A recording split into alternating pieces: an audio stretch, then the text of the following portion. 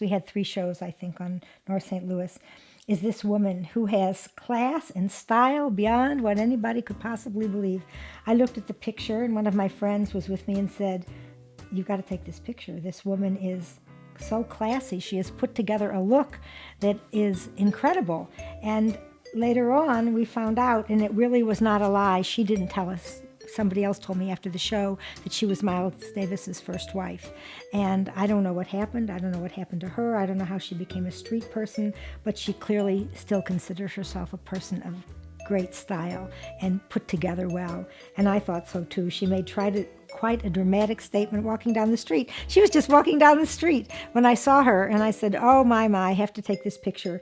But I think she clearly enjoyed my taking her picture and recognizing that she was something special. Sometimes when I'm in a neighborhood taking pictures, it's something that I see behind the scenes that other people wouldn't see. So when I went in the backyard, like I saw this kid shooting a basket in his hoop that he made in a tree that clearly he discovered that could be used for a basketball hoop. And I'm going, this is the way you enjoy yourself, with pure pleasure. I want people to see the aesthetics of it. I mean, I framed it in a certain way so that it would look good when you saw it, but that's not the action that I want you to see in the picture. The first thing I want you to look at is him trying to dunk that basketball in his homemade basketball set, and how much of a pleasure and intensity he's getting in doing that. So I want all those things to happen with stories that maybe other people remember when they played with something, but at the same time, I want you to realize this is something sort of eavesdropped on that I discovered, or that you're discovering in the back of somebody's yard when you're looking at it, and otherwise you'd never see such a thing. Some people thought you're from another culture coming in and you're taking pictures, and some of them don't seem so flattering to us. I actually thought all of them were inspirational, so I had a totally different view.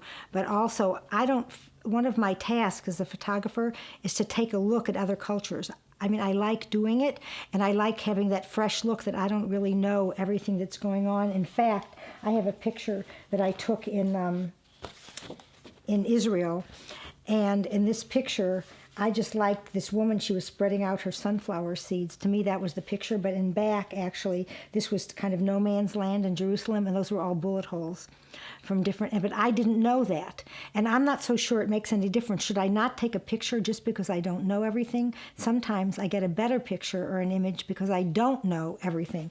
So in the North St. Louis pictures, some people were looking at my preliminary pictures and saying, "Gosh, you don't have people dressed in fine clothes. Maybe you could do that." And I really didn't know, what do you mean by that?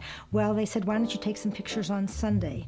So I went to take pictures on Sunday, and actually the pictures are quite important statements of the architecture behind the people, and the way people are respecting Sunday. I mean, the clothes are so fine, and everybody does look just super duper.